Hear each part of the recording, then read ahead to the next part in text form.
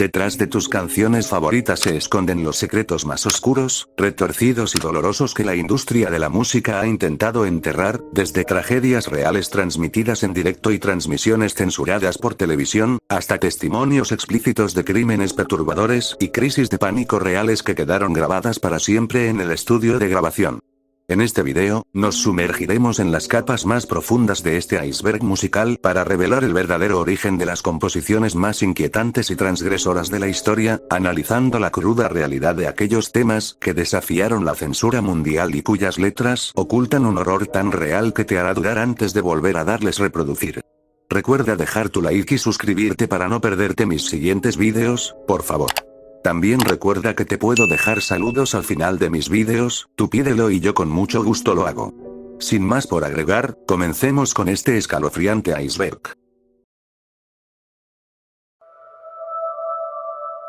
Estamos en el nivel 1. Bad Romance, Lady Gaga. Lanzada a finales de 2009 como el sencillo principal de su EP Fame Monster, esta megaproducción de pop electrónico esconde un trasfondo psicológico sumamente desgastante tras sus ritmos diseñados para la pista de baile. Stefani Germanotta concibió la letra mientras se encontraba recorriendo Europa en una de sus giras más intensas, un período de profundo aislamiento en el que se sintió completamente asfixiada por la velocidad de su ascenso a la fama mundial, la pérdida de su privacidad y una serie de dinámicas sentimentales nocivas que venía arrastrando desde su juventud en Nueva York. La presión mediática y el cansancio físico crearon el escenario ideal para que la artista canalizara sus miedos más profundos a través de la música, buscando una catarsis a toda esa ansiedad acumulada. La obra se presenta como una radiografía cruda y honesta de la codependencia, retratando esa fijación casi masoquista por permanecer al lado de una persona cuya presencia resulta destructiva, donde el afecto se confunde deliberadamente con la posesión, los celos y el control obsesivo. Al analizar la estructura de los versos, se hace evidente cómo la narrativa transita por estados que rozan la paranoia clínica, utilizando analogías de películas de terror y directores como Alfred Hitchcock para ilustrar el miedo, el acecho y la vulnerabilidad de quien se sabe atrapado en un ciclo enfermizo, del que no puede ni quiere escapar, prefiriendo la fealdad de un amor dañado a la soledad.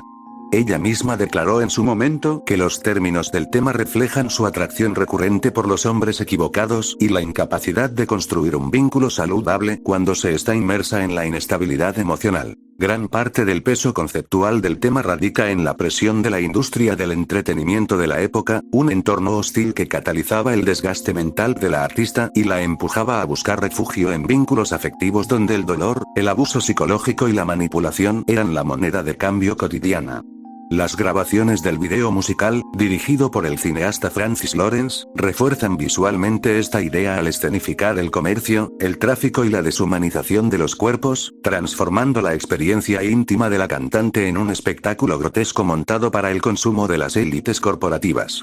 En los metrajes se observa cómo es drogada, subastada ante mafiosos y obligada a cumplir con estándares inhumanos de perfección, una clara crítica a cómo se sentía tratada por los ejecutivos de su sello discográfico. A nivel internacional, el impacto de la canción fue inmediato, convirtiéndose en un fenómeno de masas que dominó las listas de popularidad de todo el planeta y redefinió la estética visual de la música de esa época. Resulta sumamente impactante notar cómo la producción logró que millones de personas en discotecas y estadios corearan al unísono, de manera festiva, un grito de auxilio y una confesión de vulnerabilidad psíquica camuflada de éxito comercial. El contraste entre la melodía sumamente adictiva y las oscuras declaraciones de dependencia afectiva demuestra el genio de la artista para disfrazar sus traumas personales en himnos globales de discoteca, logrando que el público baile al ritmo de sus propias heridas emocionales. One Way or Another, Blondie.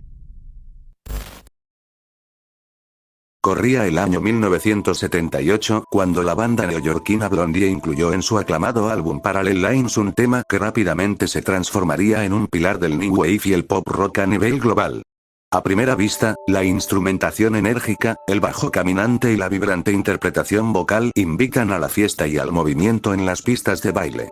Sin embargo, la génesis de esta melodía está sumamente alejada de la diversión festiva, naciendo directamente de una experiencia traumática, asfixiante y peligrosa que la icónica vocalista Debbie Harry tuvo que afrontar en su vida personal pocos años antes de saborear las mieles del éxito masivo. La letra detalla una persecución sistemática y meticulosa, exponiendo las tácticas de vigilancia de una persona obsesiva que promete seguir a su objetivo a cualquier precio, acechando las esquinas de su casa, vigilando sus horarios y controlando cada uno de sus movimientos cotidianos. Esta narrativa no fue un ejercicio de ficción ni una metáfora exagerada sobre la conquista amorosa, sino la cruda crónica del hostigamiento real que la cantante sufrió por parte de una expareja sentimental que se negó rotundamente a aceptar la ruptura de la relación. El nivel de acoso llegó a ser tan agobiante que la artista se vio obligada a mudarse de casa, cambiar sus rutinas e incluso abandonar temporalmente la ciudad de Nueva York para salvaguardar su integridad física ante las constantes intrusiones de este individuo. Lo verdaderamente ingenioso, y a la vez perturbador, fue el mecanismo de defensa psicológico que Debbie Harry implementó al momento de componer la obra junto al guitarrista Nigel Harrison.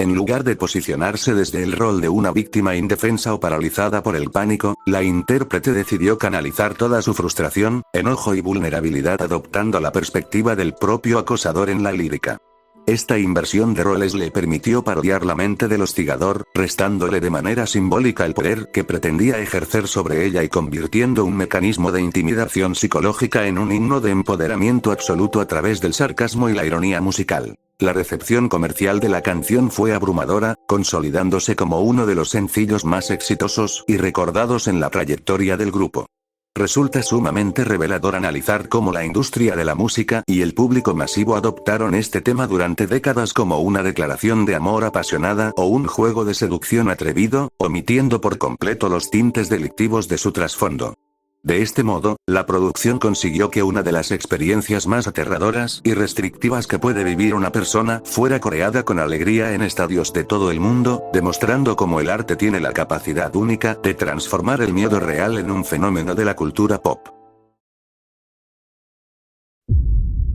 Run for Your Life, The Beatles. Incluida como la pista de cierre del revolucionario álbum Rubber Soul de 1965, esta composición del cuarteto de Liverpool destaca de forma muy alarmante por la crudeza y hostilidad de su mensaje, el cual contrasta de forma directa con las melodías armónicas y pegajosas características de la Beatlemanía. La pieza fue escrita casi en su totalidad por John Lennon, quien en años posteriores admitiría públicamente sentir un profundo arrepentimiento y desprecio por haber dado vida a este tema, catalogándolo como una de sus peores creaciones. La inspiración inicial de las primeras líneas provino paradójicamente de una vieja canción de blues de Elvis Presley titulada Baby Let's Play House, pero lo que en el tema original era una línea casual, en manos de la banda británica, se transformó en un ultimátum posesivo de proporciones sumamente oscuras. La narrativa de la obra se presenta como una advertencia explícita y directa hacia su pareja sentimental, Cynthia Powell, con quien el músico estaba casado en ese momento, estableciendo un control absoluto y posesivo sobre sus libertades individuales. La lírica expone una mentalidad sumamente controladora y misógina, donde se le advierte a la mujer que sería preferible ver terminada su existencia física antes que descubrirla compartiendo su vida o su afecto con otro hombre, utilizando un tono amenazante que invalida por completo su autonomía. Este enfoque de viva o muerta me perteneces despoja al amor de cualquier rastro de afecto sano, transformándolo en un ejercicio de dominación psicológica basado en el miedo y la sumisión forzada. El contexto personal de Lennon durante la mitad de la década de los 60 añade una capa de profunda complejidad y perturbación al análisis de la pista. El músico lidiaba en secreto con severos problemas de control de la ira, celos patológicos e inseguridades profundas que, según sus propias confesiones en entrevistas posteriores, llegaron a manifestarse de forma física y psicológica en sus relaciones sentimentales de juventud. La canción funciona como un reflejo involuntario y sin filtros de esos impulsos destructivos que el compositor aún no lograba procesar ni sanar, dejando grabada en cinta una conducta tóxica que contrastaba con la imagen de paz y amor universal que promovería globalmente pocos años más tarde. A pesar de la gravedad de sus declaraciones, el tema fue recibido en su época como una simple tonada de folk rock rítmica, evidenciando una preocupante normalización de las dinámicas de posesión extrema dentro de la cultura popular de aquellos años. Resulta impactante cómo la brillante instrumentación de George Harrison en la guitarra y las perfectas armonías vocales de Paul McCartney lograron camuflar una amenaza tan explícita, haciendo que una declaración de control absoluto pasara desapercibida para millones de jóvenes que bailaban al ritmo de una de las facetas más oscuras e incómodas en la historia del grupo. Beber de tu sangre, amantes de Lola. Editada en 1990 como parte del álbum debut homónimo de la agrupación mexicana Los Amantes de Lola, esta emblemática pieza se consolidó rápidamente como uno de los himnos más representativos del movimiento rock en tu idioma. La atmósfera sonora, impulsada por sintetizadores melancólicos y una interpretación vocal profundamente apasionada por parte de Katz, evoca a primera vista el romanticismo oscuro y la entrega absoluta entre dos amantes. No obstante, al descorrer el velo de la poesía gótica que impregna cada verso, queda al descubierto una de las narrativas más asfixiantes sobre la destrucción mutua y la pérdida de la individualidad en el plano sentimental. La propuesta lírica toma como eje central la mítica figura del vampirismo, despojándola de la ficción de las novelas de terror para transformarla en una perturbadora analogía de la codependencia psicológica extrema. La composición describe una dinámica donde los límites de la identidad se borran por completo, retratando a dos individuos que se alimentan de la energía, la vitalidad y la estabilidad emocional del otro para poder subsistir dentro de la relación.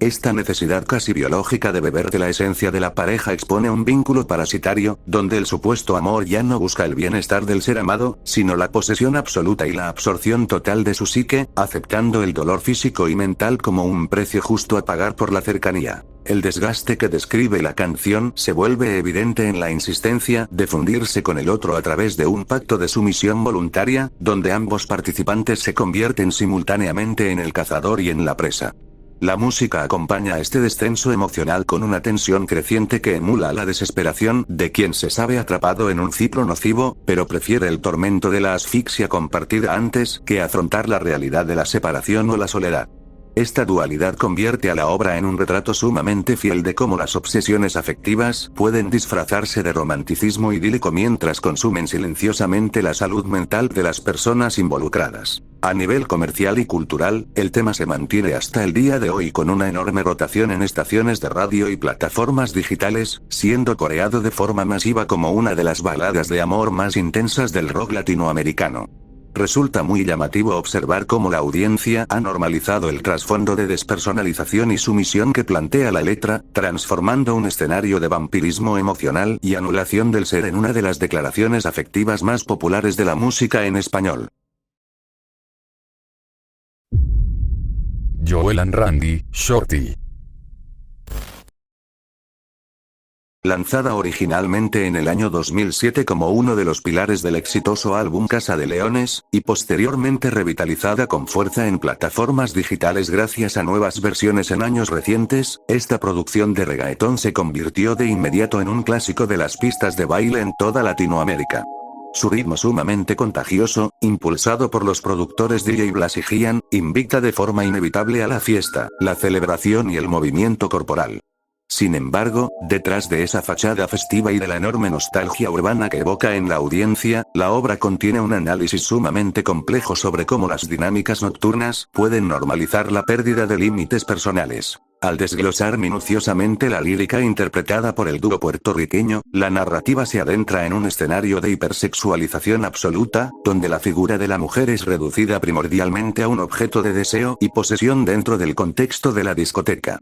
Los versos describen un persistente juego de dominación en el que los límites del consentimiento y el espacio personal se vuelven peligrosamente difusos, presentándolo todo bajo la justificación del cortejo y el coqueteo de la cultura urbana. La insistencia hacia el personaje femenino expone un preocupante patrón de control obsesivo, donde la sumisión y la vulnerabilidad de la otra persona son celebradas como trofeos de una conquista nocturna. La atmósfera de la canción captura la intensidad de la vida nocturna de mediados de la década de los 2000, un entorno donde ciertas conductas de hostigamiento o insistencia desmedida solían camuflarse fácilmente bajo los códigos del baile y la seducción del género. Al humanizar este análisis, se hace evidente cómo la letra retrata el desgaste y la presión social a la que se expone un individuo cuando su cuerpo y sus decisiones son constantemente vigilados por la mirada ajena, transformando la pista de baile en un espacio asfixiante donde el control es ejercido de forma verbal y psicológica. Hasta el día de hoy, el tema sigue sonando de forma masiva en festivales y centros nocturnos, consolidándose como un éxito comercial imprescindible del reggaetón de la vieja escuela. Resulta sumamente llamativo cómo la producción musical, dotada de una energía desbordante y coros altamente adictivos, ha logrado que generaciones enteras canten y bailen con total ligereza una narrativa que, al ser examinada sin la distracción del ritmo, pone sobre la mesa dinámicas afectivas sumamente hostiles y basadas en la anulación de la autonomía de la pareja. Estamos en el nivel 2. Nightcrawler, AC/DC. Lanzada en 1979 como el perturbador cierre del histórico álbum Highway to Hell, esta densa pieza de blues rock fue diseñada originalmente por la banda australiana para describir de forma metafórica a un joven que se escabulle en la habitación de su novia durante las altas horas de la noche. La atmósfera musical, caracterizada por un ritmo inusualmente lento, un bajo pesado y los desgarradores gritos de Bon Scott, ya de por sí transmitía una sensación de acecho y misterio. Sin embargo, el destino de la canción cambiaría drásticamente a mediados de la década de los 80, cuando la realidad superó con creces a la ficción y el tema quedó ligado para siempre a uno de los capítulos más oscuros y dolorosos de la crónica negra en los Estados Unidos. El trasfondo de la obra se tornó profundamente macabro cuando las investigaciones policiales revelaron que Richard Ramírez, el infame criminal que sembró el pánico en California bajo el alias de El Acosador Nocturno, había adoptado esta composición como su principal fuente de inspiración y como un siniestro himno personal.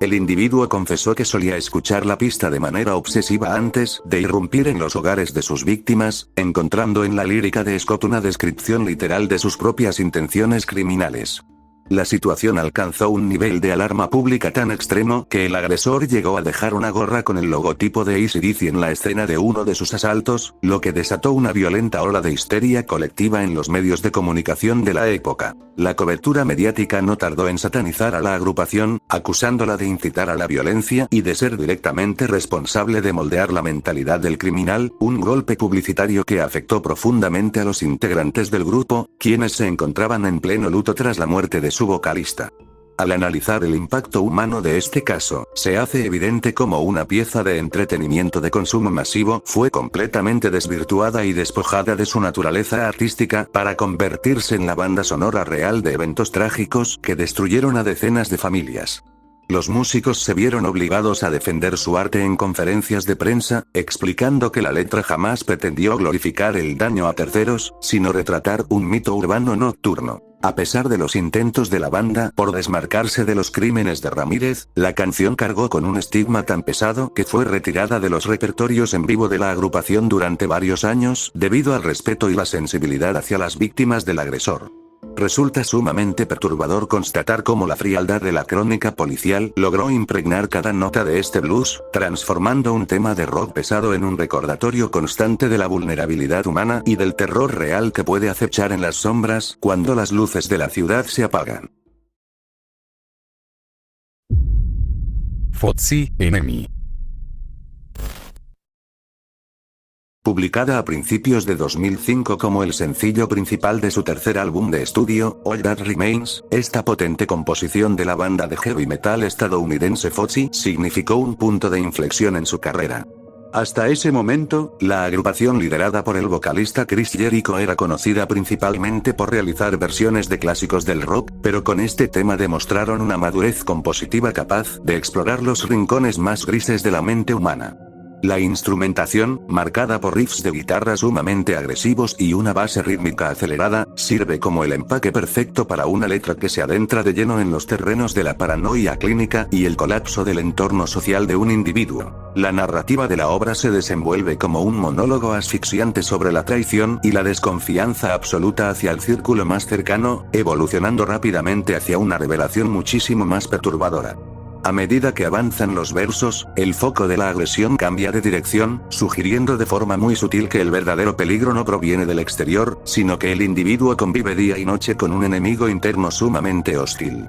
Esta metáfora de la doble personalidad o del saboteador subconsciente retrata con gran fidelidad la tortura psicológica de quien se descubre atrapado dentro de su propia psique, observando con total impotencia cómo sus propios pensamientos y conductas destructivas terminan con su estabilidad emocional y arruinan sus relaciones interpersonales. Al abordar la temática desde una perspectiva más humana, la canción logra plasmar el profundo desgaste, el aislamiento y la alienación que experimentan las personas que lidian con trastornos de ansiedad severos o crisis de identidad profundas. La lírica no busca romantizar el sufrimiento, sino exponer la desesperación de sentirse vigilado y juzgado por uno mismo, transformando la rutina diaria en un campo de batalla invisible donde la tregua parece imposible de alcanzar. El video musical refuerza visualmente esta crisis de identidad al mostrar escenas de escape y confrontación física en entornos urbanos desolados, sirviendo como una representación externa del conflicto mental que desgarra al protagonista.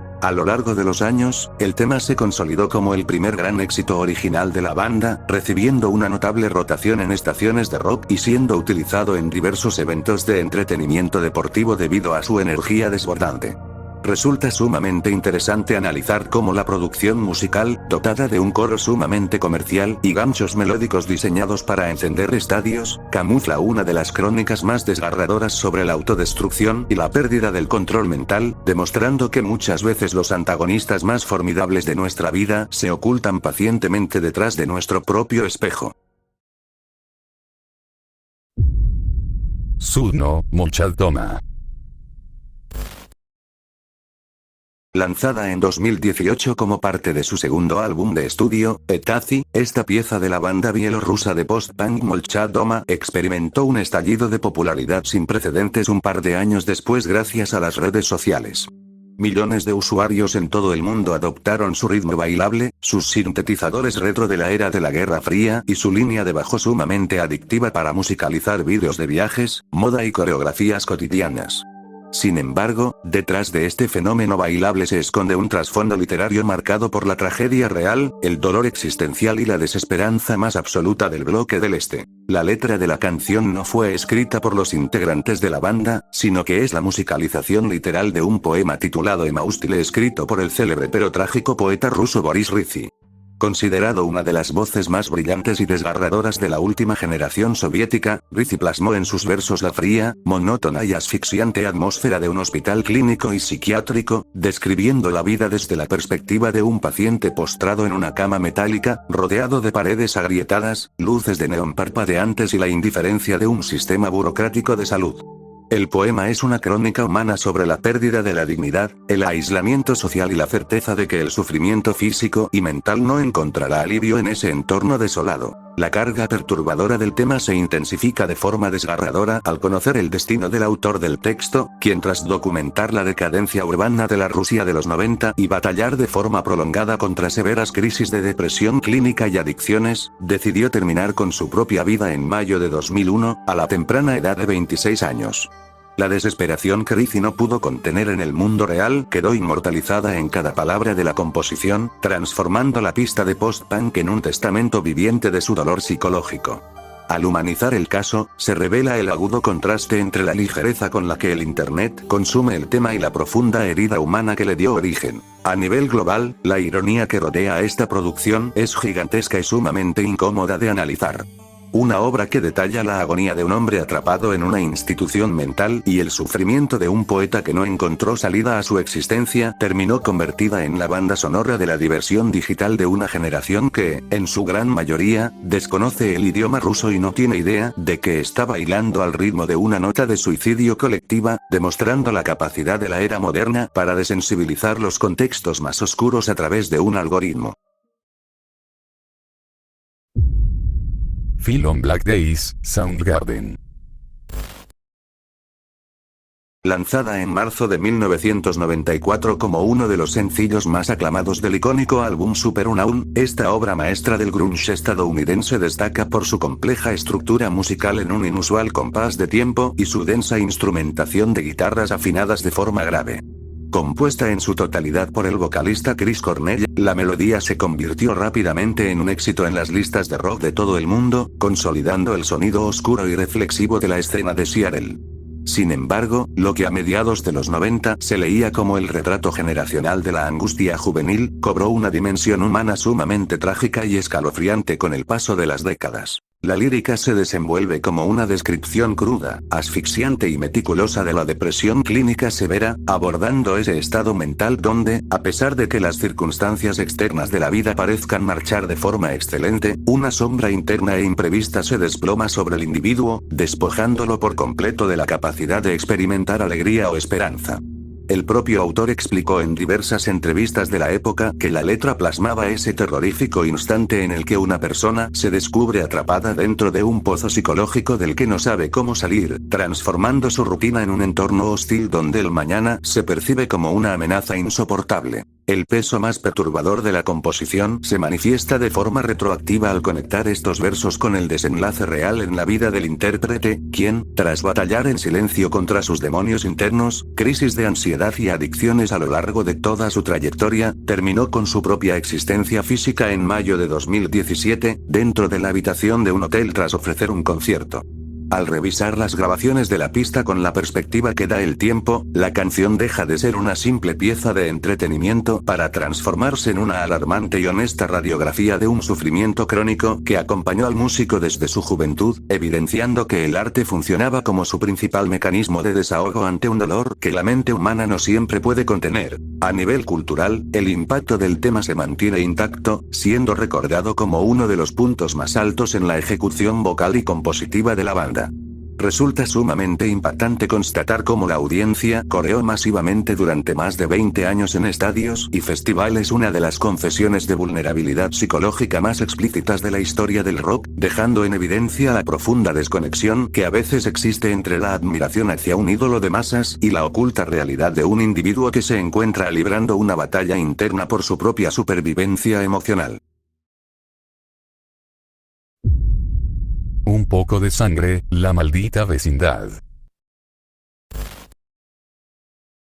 Formando parte de su aclamado álbum de 1991, El Circo, uno de los trabajos más influyentes del rock mexicano y latinoamericano, esta composición de La Maldita Vecindad y Los Hijos del Quinto Patio se aleja del tono festivo y bailable de éxitos como Pachuco o Kumbala para adentrarse en los terrenos del realismo social más descarnado. Musicalmente, el tema se construye sobre una base densa e hipnótica, donde los lamentos del saxofón y una interpretación vocal rasgada crean una atmósfera de constante tensión y peligro, emulando el caminar nocturno por los callejones de la gran urbe. La narrativa lírica se despliega como una crónica urbana sumamente cruda y directa que retrata las vivencias de las periferias y los barrios más marginados de la Ciudad de México. La letra describe con absoluta fidelidad las consecuencias del abandono social, enfocándose en la vida de aquellos jóvenes que, desprovistos de oportunidades, terminan inmersos en dinámicas de delincuencia menor, adicciones callejeras y hostilidad vecinal. A través de viñetas muy descriptivas, la canción expone cómo las heridas físicas y la pérdida de la vida de manera violenta se transforman en elementos cotidianos, casi invisibles para el resto de la sociedad que prefiere ignorar la realidad de los sectores vulnerables. Al humanizar el trasfondo del tema, el grupo plasma el dolor, el miedo colectivo y la deshumanización que produce la pobreza extrema y la falta de un tejido social sólido.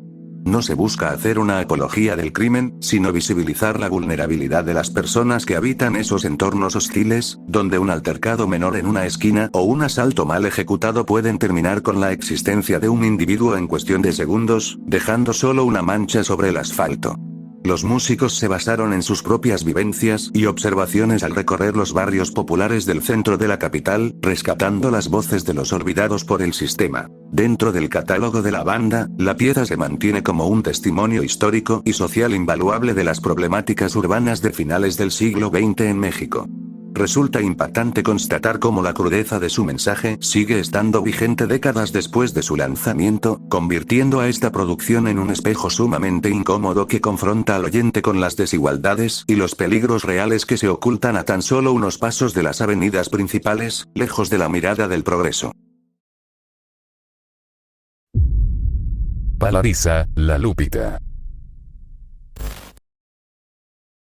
Incluida en su celebrado álbum de 1992, Pa' servir a usted, esta potente pista de la banda mexicana La Lupita fusiona de manera magistral elementos de rock, punk y funk para crear una de las descargas de energía más memorables de la escena alternativa de los 90. La instrumentación, guiada por un bajeo sumamente marcado y una batería acelerada, incita inmediatamente al slam, al baile y al desfogue físico en los conciertos. Sin embargo, detrás de esa explosiva pared de sonido y el tono aparentemente irreverente que caracteriza a la agrupación, la composición esconde una sátira sumamente ácida e incómoda sobre los peligros de la juventud y la descomposición del entorno social. La lírica se desenvuelve como una crónica cruda sobre el viaje de una joven que abandona la seguridad de su hogar o de su provincia para adentrarse en los excesos, la vida nocturna y la vertiginosa realidad de la gran metrópoli. A través de metáforas directas y giros lingüísticos muy ingeniosos, la narrativa retrata la pérdida de la inocencia, exponiendo cómo la búsqueda de identidad y la alienación juvenil pueden empujar a un individuo a cruzar límites sumamente peligrosos. El choque con este nuevo ambiente hostil no se disfraza de romance. Por el contrario, expone la vulnerabilidad de quien se sumerge en dinámicas de consumo, descontrol y relaciones transitorias donde el bienestar emocional queda completamente de lado. Al humanizar el trasfondo del tema, el grupo plasma el desamparo y la soledad que muchas veces se ocultan detrás de la fachada de la rebeldía y la fiesta interminable. La canción pone de manifiesto cómo los entornos urbanos devoran las ilusiones de los recién llegados, transformando el deseo de libertad en un ciclo de desgaste físico y mental donde las personas se vuelven fácilmente desechables para el sistema. Héctor Quijada y Lino Nava lograron rescatar esa angustia subterránea de la juventud de la época, capturando la desesperación de una generación que intentaba llenar vacíos existenciales a través del exceso, ignorando las consecuencias de un entorno que no perdona los errores. Hasta el día de hoy, la pieza se mantiene como un clásico indispensable en los festivales de rock en español, celebrada por su vitalidad y su capacidad para encender a las masas. Resulta sumamente revelador analizar el contraste que define a esta producción. Mientras miles de oyentes saltan y cantan con euforía en un ambiente de total desapego festivo, la letra permanece como un recordatorio oscuro y vigente sobre los riesgos de perder el rumbo en un mundo hostil, evidenciando que muchas veces las advertencias más serias de la música se transmiten mejor cuando se visten con el ritmo de una celebración incontrolable.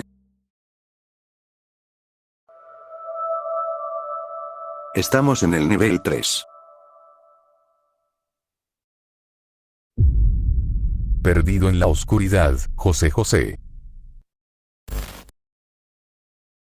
Incluida en el repertorio de una de las etapas más complejas y emocionalmente demandantes del príncipe de la canción, esta desgarradora balada destaca por la crudeza sin filtros de su mensaje, alejándose de los tradicionales temas de desamor para centrarse en una crisis de índole estrictamente personal.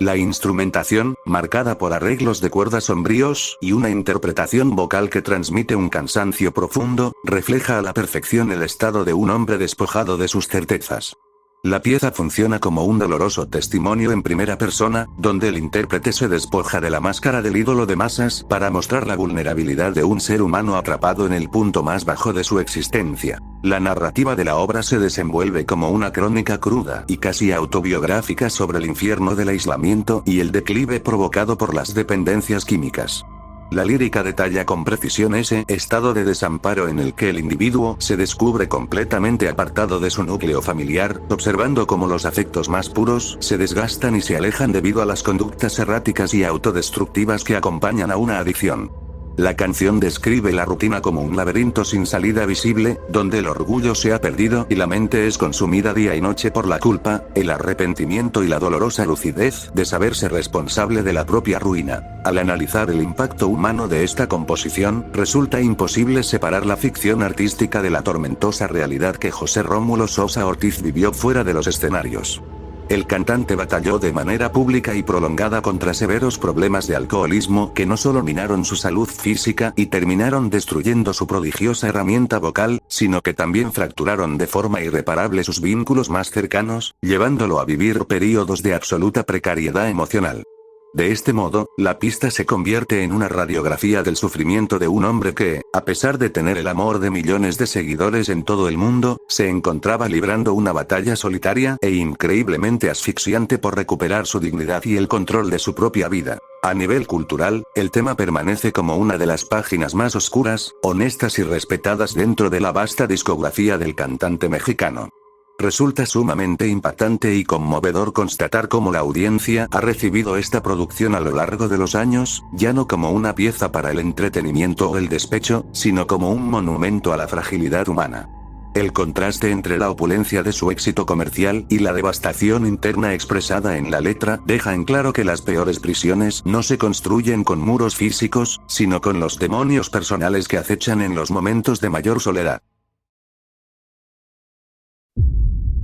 Será por eso, Caifanes.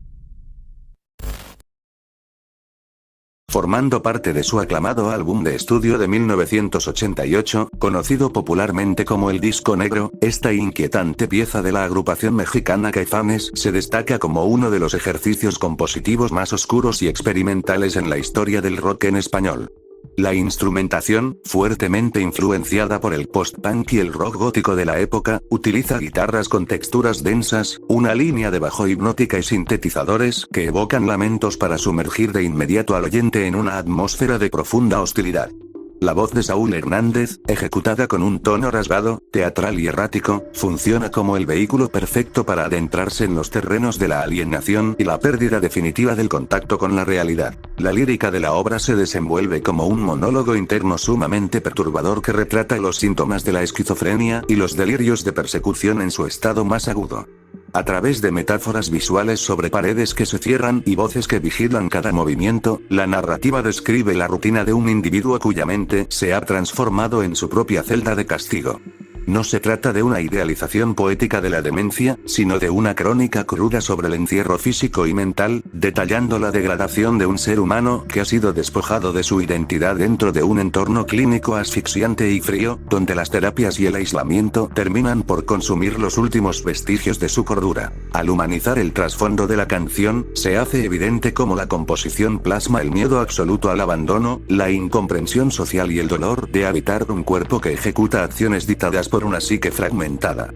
Los músicos lograron capturar el estigma que rodea a las enfermedades mentales, retratando la desesperación de quien se sabe observado como un objeto de estudio o un peligro para los demás, atrapado en un limbo donde el tiempo pierde su significado y la realidad se distorsiona de forma irreversible. Esta sensibilidad gótica permitió a la banda explorar los miedos más profundos del inconsciente colectivo en una época en la que estos temas rara vez se abordaban de manera tan explícita en la música popular. A lo largo de las décadas, el tema se consolidó como una de las piezas de culto más respetadas por los seguidores de la banda, manteniéndose como un momento de alta tensión emocional en sus presentaciones en vivo. Resulta sumamente impactante analizar el contraste que define a esta producción. Mientras el público experimenta una catarsis colectiva al escuchar los acordes, la letra permanece como un testamento sombrío sobre la fragilidad de la mente humana, demostrando que el verdadero horror urbano no siempre proviene de amenazas externas, sino de los laberintos sin salida que la propia mente puede llegar a construir en la más absoluta soledad. Prosthetics, Slipknot.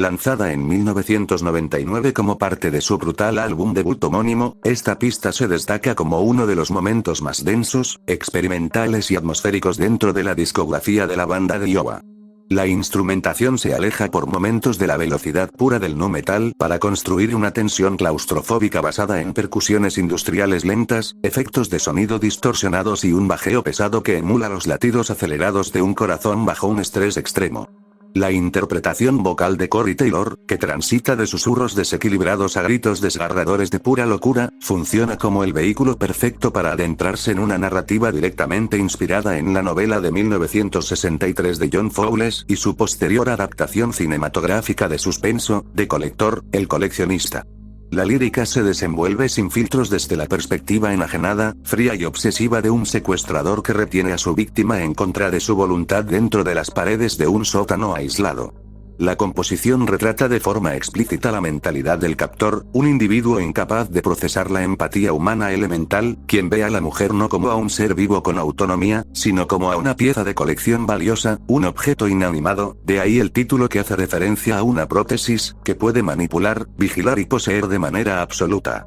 La narrativa describe una dinámica asfixiante donde el control psicológico se ejerce mediante el aislamiento total, transformando el cautiverio en una rutina macabra donde la esperanza de escape de la víctima se diluye ante la fría determinación de su verdugo. Al analizar el impacto humano y el trasfondo de la pista, se hace evidente cómo el grupo logró plasmar la psicología del acecho y el delirio posesivo sin caer en la glorificación trivial, logrando que el oyente experimente una genuina sensación de incomodidad y desamparo. La canción funciona como una perturbadora radiografía del calvario que sufren las personas privadas de la libertad, exponiendo el terror de estar a merced de una mente rota que confunde la obsesión enfermiza con el afecto, y que justifica la violencia mediante un sentido de propiedad absoluta sobre el cuerpo y la vida ajena.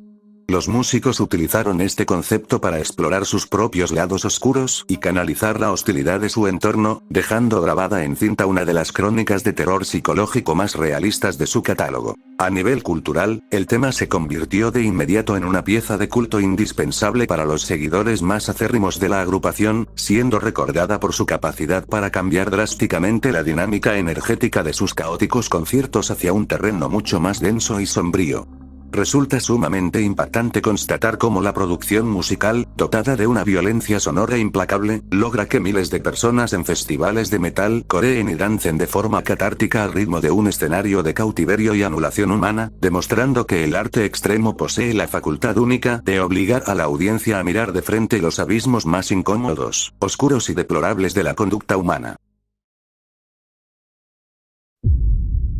Jeremy, Pearl Jam.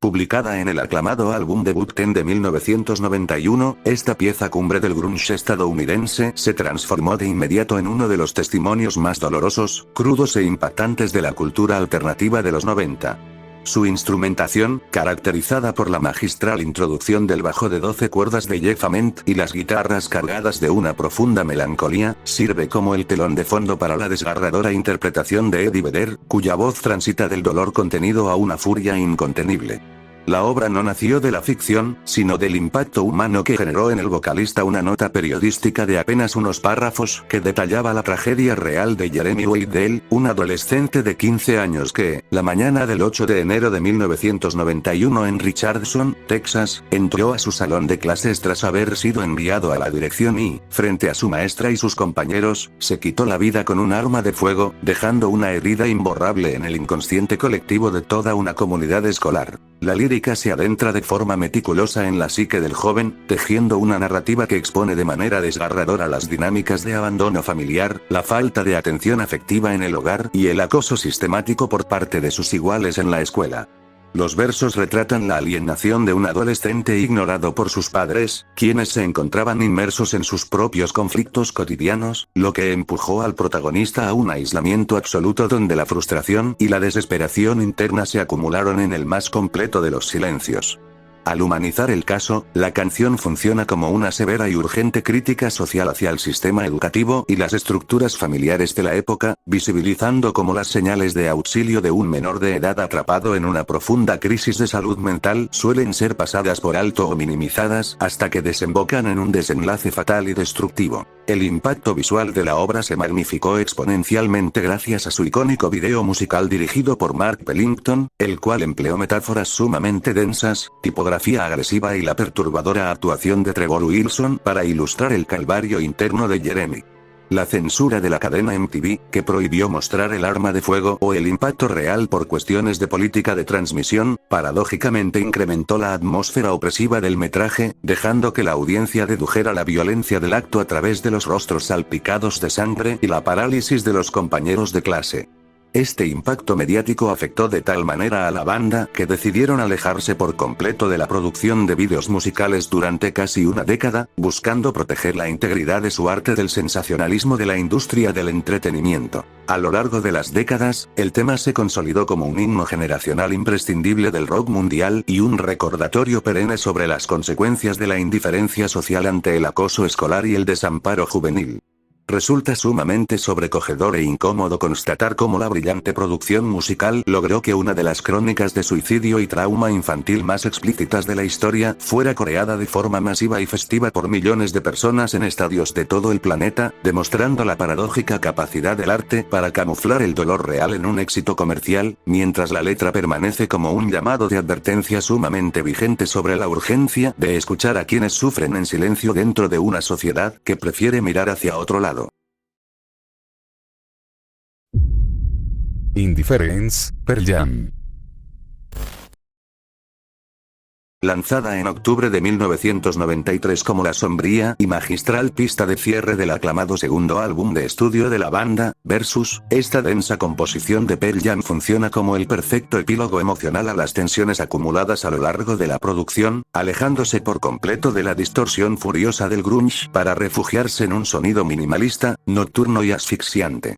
La instrumentación, construida sobre una línea de bajo hipnótica a cargo de Jeff Ament, acordes de guitarra limpios pero cargados de eco y el sutil lamento de un órgano Hammond, crea una atmósfera de absoluta desolación que emula la quietud de una habitación vacía en la madrugada. Sobre este lienzo minimalista, la interpretación vocal de Eddie Vedder se despoja de sus característicos gritos de rabia para adoptar un tono grave, contenido y arrastrado que transmite el cansancio físico y mental de un ser humano que ha llegado al límite de sus fuerzas. La lírica se desenvuelve como un monólogo interno sumamente crudo que explora las profundidades del dolor existencial, la apatía absoluta y la desconexión con el entorno, describiendo ese estado psicológico donde el sufrimiento ha sido tan prolongado que la mente activa un mecanismo de defensa basado en la anestesia emocional. A través de metáforas sumamente descriptivas y desgarradoras, como la acción de derramar el propio sudor en el mar, tragar una caja de fósforos encendidos o permitir que los propios fluidos se congelen bajo la lluvia sin reaccionar, la narrativa retrata la futilidad de las acciones humanas frente a un entorno hostil que permanece completamente indiferente ante el clamor individual. No se trata de una declaración de rendición pacífica, sino de la crónica de una resistencia mental forzada, donde el protagonista descubre que su única victoria posible es la alarmante capacidad de soportar el dolor un día más, transformando la terquedad en su último bastión de supervivencia. Al abordar la temática desde una perspectiva estrictamente humana, la canción logra capturar de forma brillante la parálisis y el desespero silencioso que caracterizan a las crisis de depresión severa y al desgaste emocional crónico. La letra expone de manera muy honesta cómo los golpes constantes de la vida y la falta de respuestas del universo pueden vaciar de significado la rutina de una persona, dejando solo una profunda vacuidad donde antes habitaban las ilusiones y los proyectos futuros. El grupo compuso este tema durante un período de intensa presión mediática y conflictos internos con la industria del entretenimiento, volcando en cada verso esa sensación de estar atrapados en una maquinaria gigante que consume la autenticidad del individuo sin ofrecer nada valioso a cambio, convirtiendo la composición en una de sus confesiones más íntimas y respetadas. La pieza se consolidó de inmediato como una de las obras de culto más queridas por los seguidores de la agrupación, siendo utilizada tradicionalmente para cerrar sus intensos conciertos en vivo en un ambiente de profunda catarsis y comunión reflexiva con la audiencia. Resulta sumamente impactante analizar el agudo contraste que define a esta producción. Mientras miles de personas en estadios de todo el mundo se balancean en la oscuridad coreando cada estrofa, la letra permanece como un testamento sombrío e incómodo sobre la fragilidad de la psique humana y la asfixiante realidad de la apatía existencial, demostrando que muchas veces el grito más desgarrador de la música no es el que se ejecuta con violencia, sino el que se pronuncia en voz baja desde el abismo de la indiferencia. Jueves, La oreja de Van Gogh. Lanzada en 2008 como parte de su quinto álbum de estudio, A las 5 en el Astoria, esta desgarradora balada de la agrupación española La Oreja de Van Gogh se erige como uno de los monumentos musicales más dolorosos, respetuosos y humanos del pop en español, convirtiéndose de inmediato en un himno al recuerdo y la resiliencia colectiva. La instrumentación, guiada casi en su totalidad por un piano melancólico y arreglos de cuerdas sutiles, sirve como el cobijo perfecto para la sensible interpretación de Leire Martínez, cuya voz transmite una fragilidad inicial que evoluciona hacia una emotividad incontenible. La pieza no nació de la libre ficción, sino del profundo impacto humano causado por los atentados terroristas del 11 de marzo de 2004 en los trenes de cercanías de Madrid, una tragedia real que cobró la vida de 193 personas y dejó miles de heridos, quedando marcada de forma retroactiva por el hallazgo del diario personal de una de las pasajeras fallecidas en los vagones de la estación de Atocha, en cuyas páginas se interrumpió abruptamente una historia de amor cotidiano que jamás pudo consumarse en el mundo físico.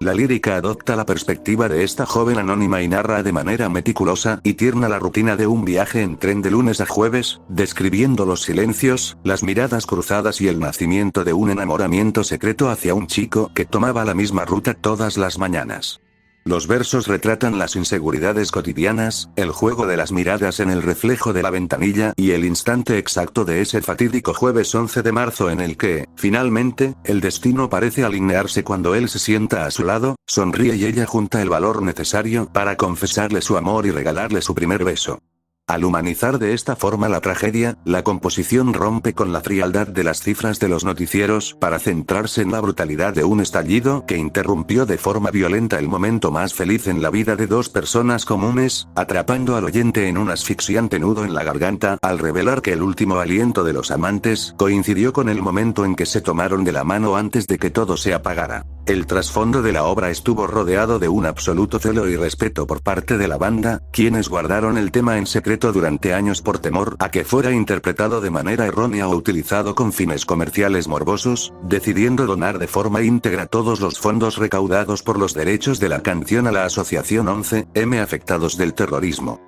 El video musical reforzó esta sobriedad y compromiso humano al prescindir de imágenes explícitas de la catástrofe, mostrando en su lugar a decenas de personas comunes que, con los ojos cerrados, tararean la melodía en la oscuridad, simbolizando el dolor silente y la comunión de una sociedad que comparte el mismo duelo. Esta decisión creativa blindó a la producción del sensacionalismo mediático, permitiendo que el mensaje permaneciera como una carta de amor pura y universal frente a la irracionalidad de la violencia destructiva. A lo largo de las décadas, el tema se consolidó como una de las páginas más sagradas, respetadas e indispensables de la música contemporánea en España y Latinoamérica, siendo interpretado tradicionalmente en los aniversarios del atentado como un recordatorio perenne de las vidas rotas y el dolor de los que se quedaron. Resulta profundamente impactante y estremecedor analizar cómo la hermosa producción musical logra que millones de personas en todo el mundo coreen con lágrimas en los ojos una de las crónicas de muerte y terror real más explícitas del pop actual, dejando en evidencia la paradoja de una melodía que transforma un acto de odio absoluto en un testamento eterno sobre la fragilidad de la existencia y la trascendencia del amor humano frente a la oscuridad más profunda.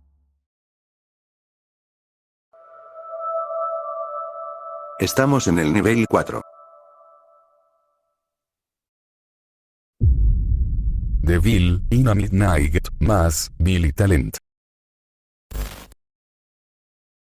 Lanzada a principios de 2006 como el potente sencillo principal de su aclamado segundo álbum de estudio, Billy Talent II, esta explosiva pieza de la agrupación canadiense de punk rock destaca por su ritmo frenético, riffs de guitarra sumamente agresivos a cargo de Ian Shaw y una interpretación vocal visceral por parte de Ben Kowalewicz, cuya voz cargada de rabia transmite una indignación absoluta desde los primeros acordes. Detrás de esta imponente pared de sonido y de la energía característica del género, la composición esconde una de las denuncias sociales más oscuras, directas y perturbadoras de la música contemporánea, basada en el caso real de John Yogan, un sacerdote católico de la arquidiócesis de Boston que, bajo el amparo y el encubrimiento sistemático de las altas autoridades eclesiásticas durante 3 décadas, abusó de más de un centenar de niños antes de ser finalmente procesado por la justicia en 2002, y posteriormente fue privado de la vida a golpes en el año 2003 por otro recluso dentro de una celda en una prisión de máxima seguridad en Massachusetts. La lírica de la obra se desenvuelve sin concesiones ni metáforas sutiles, adoptando una narrativa que confronta directamente la monstruosidad de los actos cometidos y la hipocresía institucional que permitió que el horror se prolongara en el tiempo. A través de versos punzantes que aluden a la profanación de la inocencia infantil dentro de espacios destinados a la fe y el resguardo espiritual, la canción retrata el trauma prolongado, el desamparo psicológico y la asfixiante impunidad que sufrieron las víctimas, quienes fueron silenciadas por un sistema burocrático que priorizó la protección de su reputación por encima de la vida de los menores. Al humanizar este dolor, la composición no busca hacer un simple ejercicio de sensacionalismo, sino visibilizar la herida abierta de una comunidad traicionada por aquellos en quienes depositó su confianza más pura, describiendo el colapso emocional de los afectados y la furia colectiva que se desató cuando la verdad salió a la luz pública a través de las investigaciones periodísticas. El impacto humano de la pista se complementa con una reflexión implícita sobre la naturaleza de la justicia y los ciclos de violencia que se gestan en los rincones más grises de la sociedad.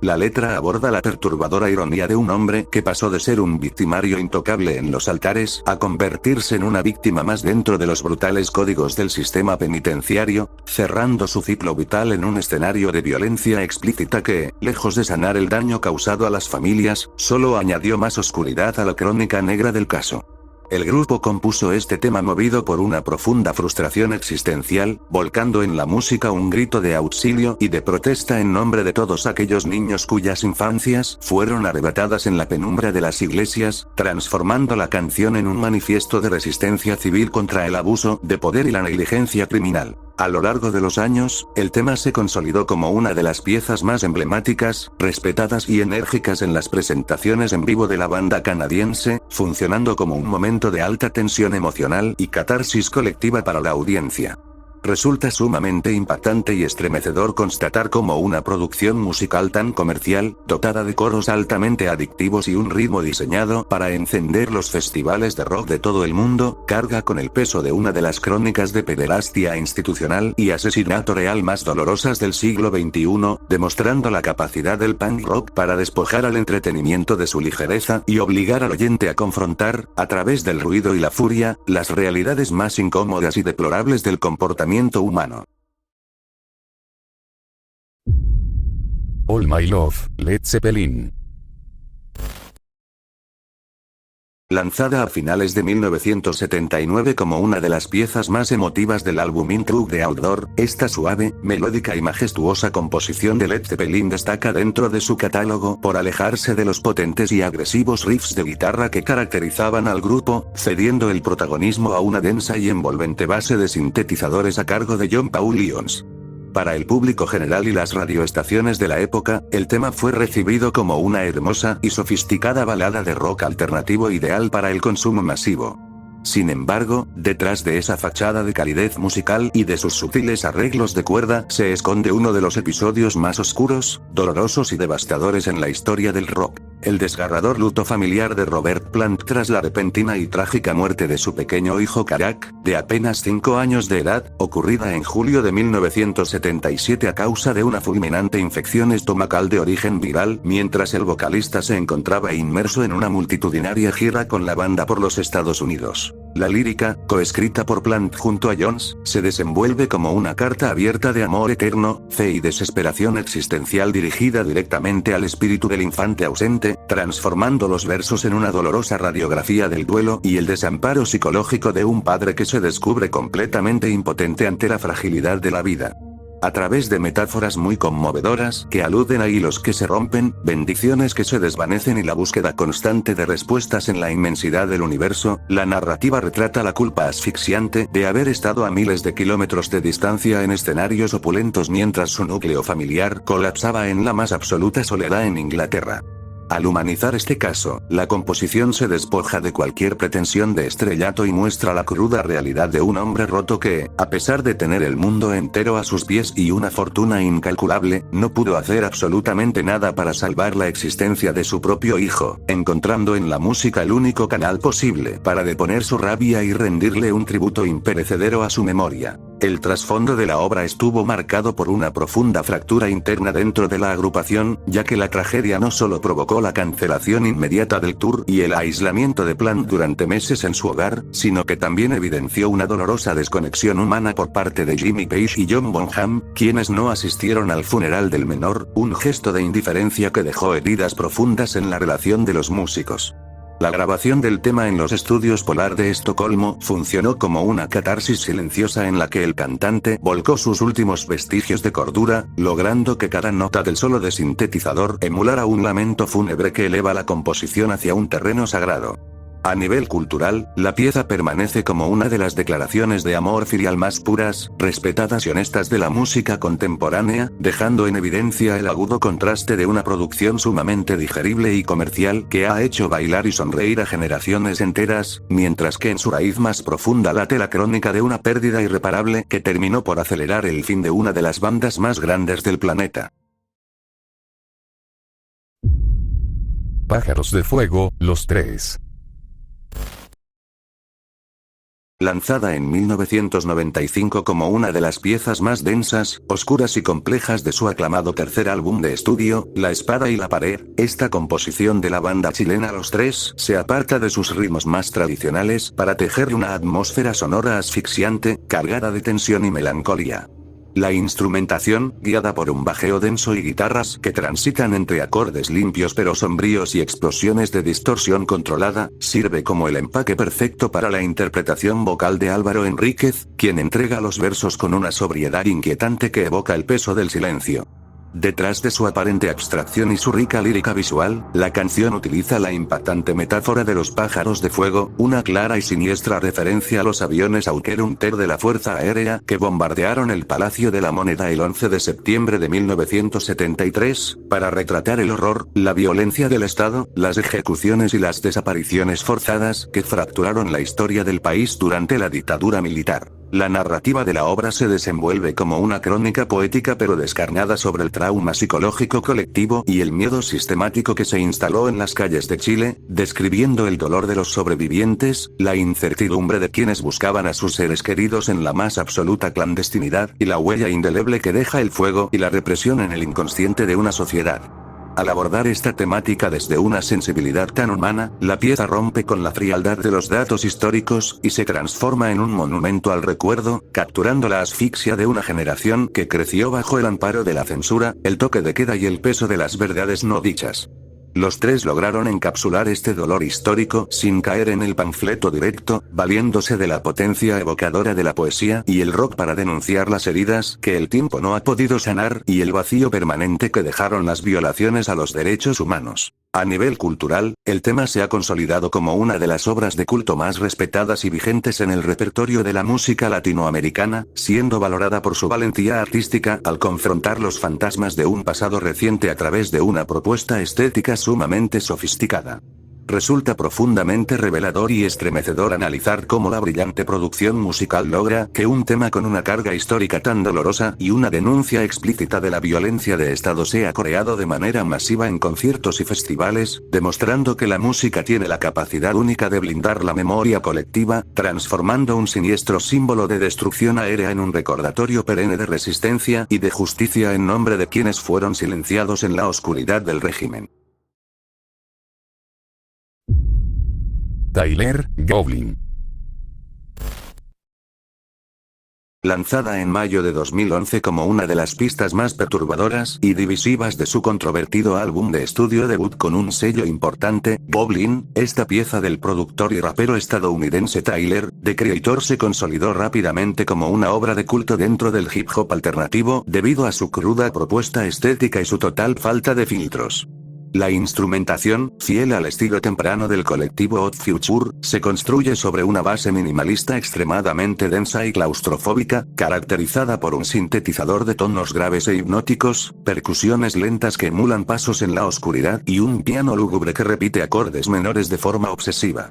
Sobre este lienzo sonoro asfixiante, el intérprete utiliza su característica voz áspera, profunda y deliberadamente ralentizada para arrastrar al oyente hacia los rincones más oscuros, retorcidos y gráficos de la obsesión humana, prescindiendo de los ritmos comerciales para priorizar una atmósfera de puro suspenso psicológico. La lírica de la obra se desenvuelve sin concesiones morales desde la incómoda e inquietante perspectiva en primera persona de un acosador nocturno errático, detallando de forma minuciosa y obsesiva sus fantasías de control, dominación y transgresión hacia una mujer en específico. A través de versos sumamente descriptivos y perturbadores que narran el acecho desde los arbustos, el acto de vigilar a la víctima a través de la ventana de su propia habitación y la fría planificación de irrumpir en la intimidad de su hogar aprovechando su vulnerabilidad, la canción plasma la mentalidad de un individuo completamente enajenado que confunde el deseo posesivo con el afecto real. No se trata de una glorificación superficial de la violencia, sino de una descarnada y muy cruda radiografía del calvario psicológico que sufren las personas acosadas, exponiendo el terror absoluto de saberse observado por una mente rota que despoja a la víctima de su seguridad básica y de su autonomía dentro de su propio espacio vital.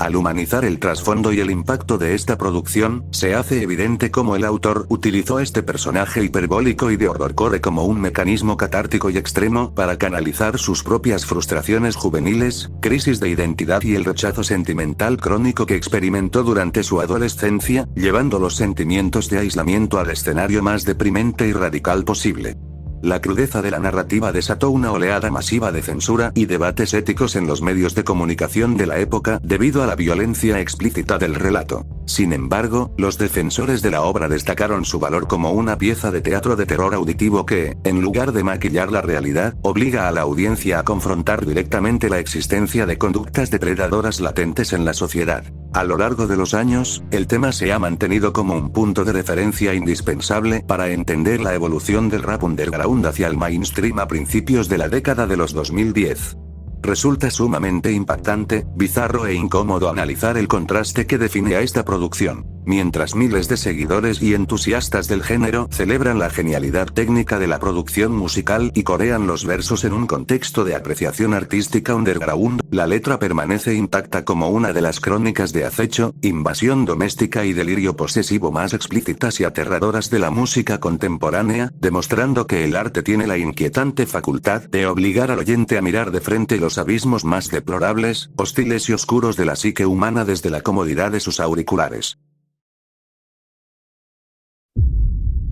Man Research, Clapper, Gorillaz.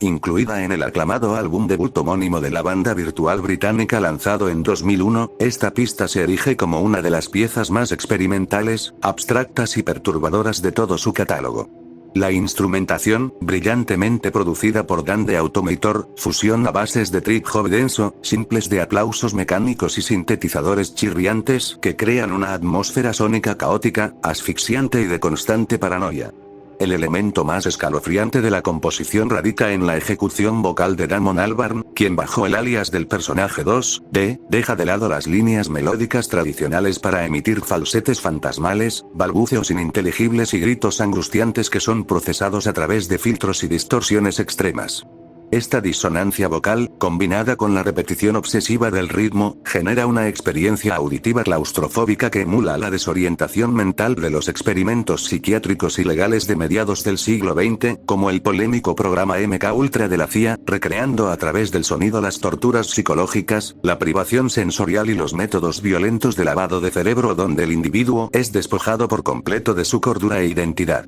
Al humanizar el trasfondo del tema, la canción expone el horror absoluto de la manipulación mental y la vulnerabilidad de la psique humana cuando es sometida a un aislamiento forzado y a estímulos sonoros agresivos diseñados para quebrar la resistencia del sujeto. La pieza se mantiene como una joya de culto indispensable para los seguidores de la agrupación, destacando por su valentía para alejarse del pop comercial y adentrarse en el horror experimental. Resulta sumamente impactante constatar cómo una producción de consumo masivo logra que la audiencia se sumerja de forma hipnótica en una narrativa musical que evoca los pasillos más oscuros de las instituciones psiquiátricas clandestinas y la deshumanización de la ciencia médica cuando se utiliza como un arma de control. Estamos en el nivel 5. Electrodomésticos, yo la quería. Lanzada en 1986 como parte de su emblemático y vanguardista álbum debut Viva Chile. Esta perturbadora pieza de la banda liderada por Carlos Cabezas se consolidó como un pilar absoluto del post-punk y el rock experimental chileno debido a su audaz y escalofriante propuesta estética. La instrumentación se construye sobre una base de pop sintético oscuro y minimalista, donde cajas de ritmos mecánicas, líneas de bajo hipnóticas y sintetizadores fríos crean una atmósfera bailable pero profundamente siniestra y claustrofóbica. El elemento central que define la composición, y que la transforma en un objeto de horror auditivo, es la utilización como sample principal del fragmento de audio de una entrevista real extraída de la televisión chilena, en la que un asesino confesor relata en primera persona, con un desapego absoluto, una frialdad espeluznante y total normalidad, cómo cometió un horrible feminicidio motivado por celos hacia su pareja. Al humanizar el trasfondo del tema, la canción se convierte en una denuncia implícita y sumamente cruda que expone la deshumanización, la violencia de género y la desconexión emocional de un criminal ante la pérdida de una vida, despojando al crimen de cualquier narrativa sensacionalista para mostrar la mente racional del agresor. La obra permanece como una de las páginas más incómodas, transgresoras y respetadas de la música alternativa latinoamericana. Resulta profundamente estremecedor e impactante constatar cómo la brillante producción musical logra que un sample que documenta de forma explícita la consumación de un feminicidio real funcione de manera hipnótica dentro de las discotecas subterráneas de los años 80, demostrando la capacidad del post-punk para transformar el testimonio directo de la violencia cotidiana en un monumento sonoro incómodo que obliga a la audiencia a mirar de frente las peores oscuridades de la conducta humana. Daddy, Korn.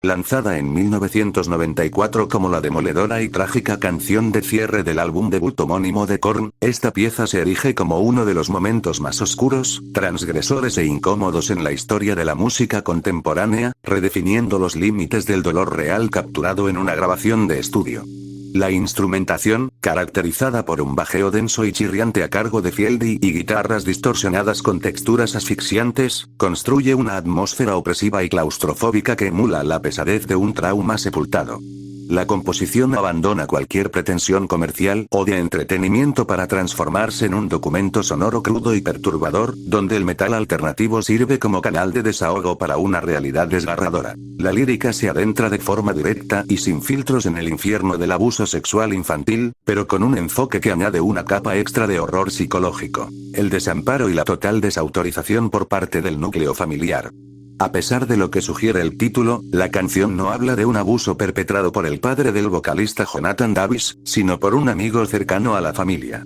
El verdadero eje de la tragedia radica en que, cuando el intérprete intentó revelar el calvario que estaba viviendo siendo apenas un niño, sus padres se negaron rotundamente a creer en su testimonio, minimizando el dolor y protegiendo al agresor.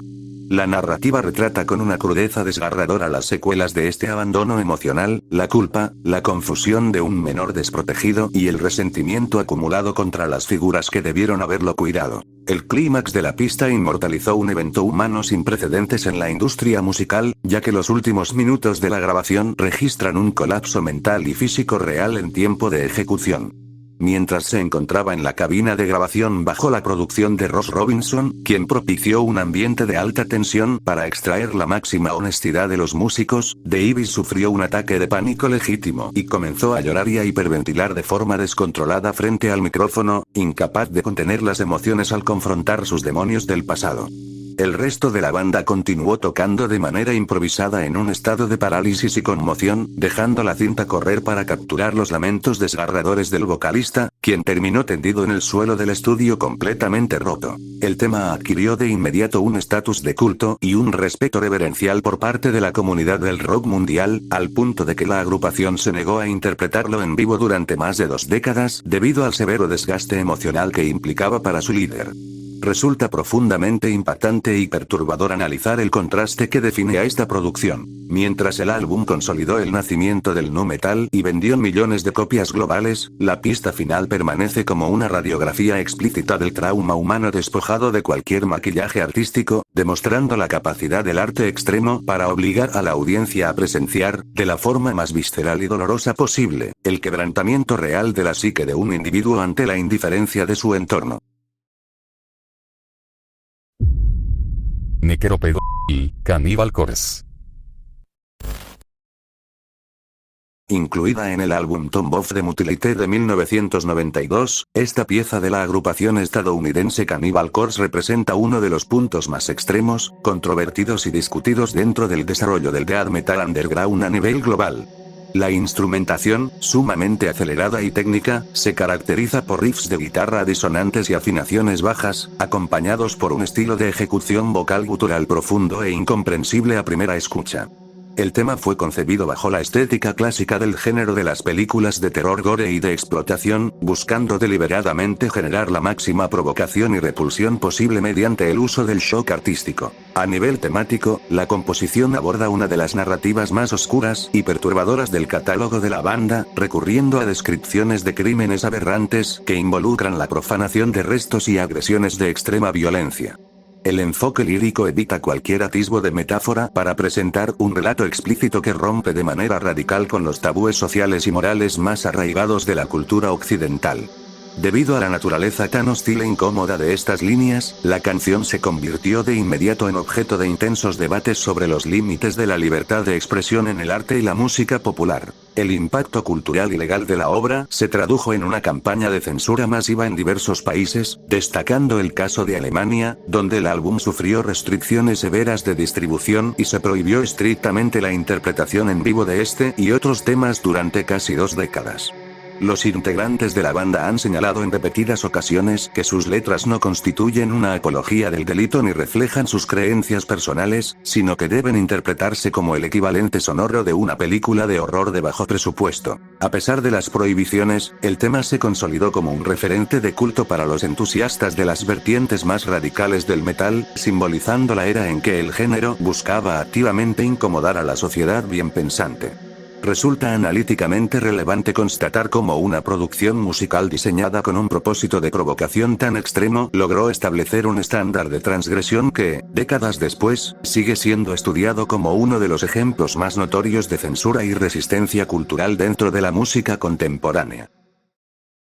Hemos llegado al final del video, pasemos a la sección de saludos. Como siempre, les agradezco mucho a todos ustedes, leer sus comentarios de apoyo con respecto al reciente fallecimiento de mi gatita me hizo sentir reconfortado, espero y nos pueda ir muy bonito en la vida, los quiero mucho. Si este video te ha gustado, por favor deja tu like, comenta qué canción fue la que te impactó más o si hay otra que pudiese quedar en una próxima entrega, compartir mi video con algún amigo o conocido tuyo y suscribirte a mi canal, por favor. Hasta pronto, cuídense mucho.